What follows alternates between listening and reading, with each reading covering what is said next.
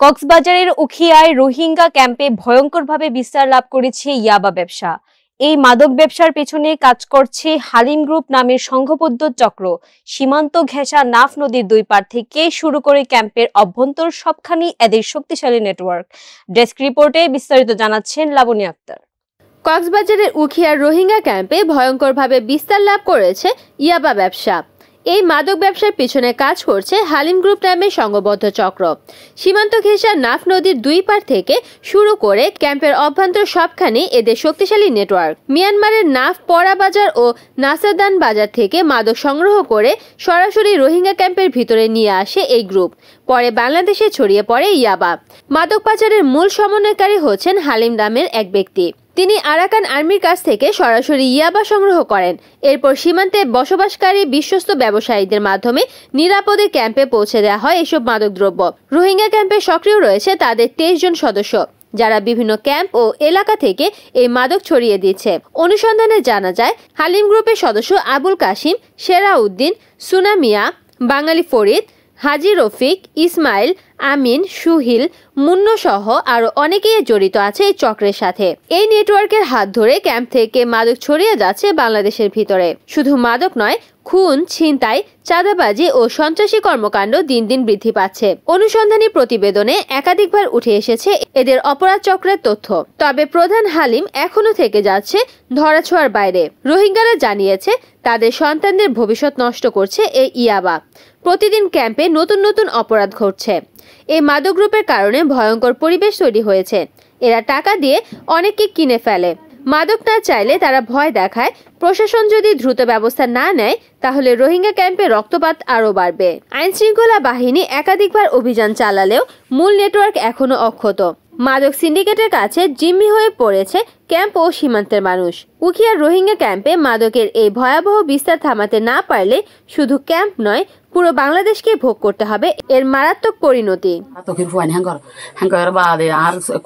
যখন বেশি গুজুরি ছিল দৌড়ে টানি ওরা সিওল গলা তুসিওল নিয়ে হামফুল সিরিয়র নিয়োগ কথা গিয়ে হানম মাদে বাদে ফেরি তো কুড়ি 30 আসে হিনে নিয়োগ ফুয়ান যখন বেশি গুজর আর বাসিল বাড়ি আর বাজু তাজু বগুম ফাড়ি ফেলাই এটা বাজু তাজু ফাড়ি ওরা এটা কিছু নয় এর গুতুরে হ্যাং করে তারা দূরি দোয়া তোর ভাঙি ওর বাজ্যা যে ওর।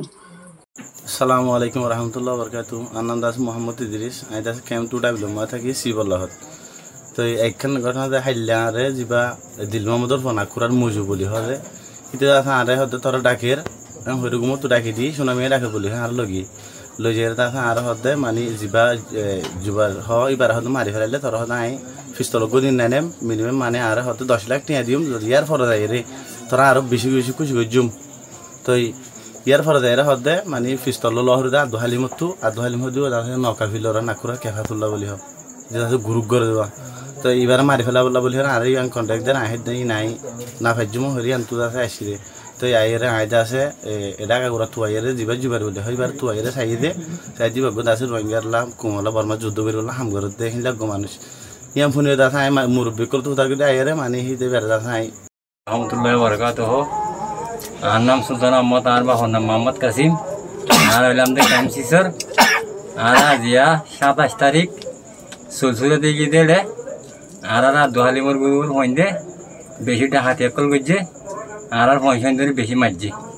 তো মায়া এবার তুই চললে ফেলাইয়ে এবার তুই চললে ফেলাইয়ে পয়বার তুই টিয়া লাই ফেলাই 30,000 পয়বার বেশি গরিব মাছের পোয়া চলতে কিনতে গিয়ে দুটিয়া 30,000 লাই ফেলাইয়ে পয়বার বেশি মারছিও আর পয়বার হানান মাঝে হান্দান ফাড়ি ফেলাইয়ে চুরি মারছে ইতারা চুরি লই দল লই আর মা বোনের ধরে নির্যাতন করে দে রাস্তার উপরে নেলি আর আর বাংলাদেশের সরকার তুইতে বেগুন তোরা বিচার চাই আর আর সুজিয়া নিয়ে ওয়াশা আর তো চলে ফেলে এবার তুলে ফেলে আর সুজিয়া নিয়ে ওয়াশা আর মাস কেন করে হাইউ আর বাংলাদেশের সরকারতে বিচার চাই আর বাংলাদেশের সরকারতে বিচার চাই আর বেশি নির্যাতন করে দে আর বেশি আর বাংলাদেশের সরকারতে বিচার চাই আর তো বেশি নির্যাতন করে তো আর মারিবে না দে আর তানে মারি দে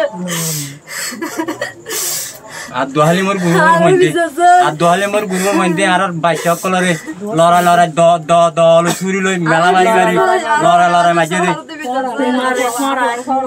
অস্ত্র লইতে অস্ত্র হয়নি এরা লম্বা দোয়াইনি লম্বা ছুরি আইনি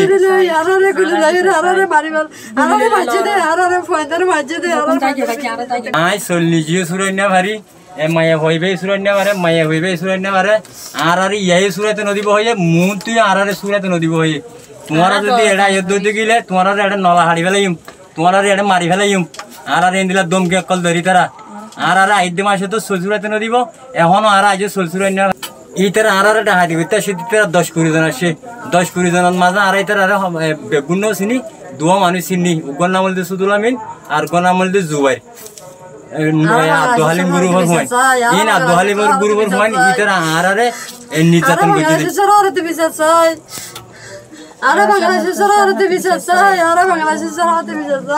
ডেস্ক নিউজ NNTV কক্সবাজার।